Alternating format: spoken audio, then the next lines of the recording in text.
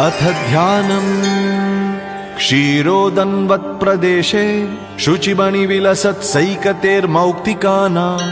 मालाक्लुप्तासनस्थः स्फटिकमणिनिभैर्मौक्तिकैर्मण्डिताङ्गः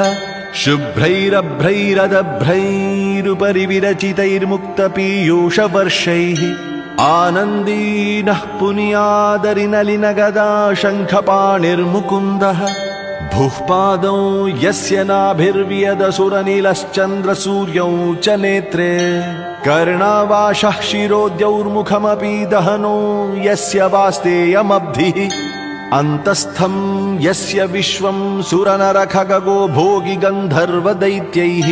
चित्रं रम्यते तं त्रिभुवनवपुषं विष्णुमीशं नमामि। ॐ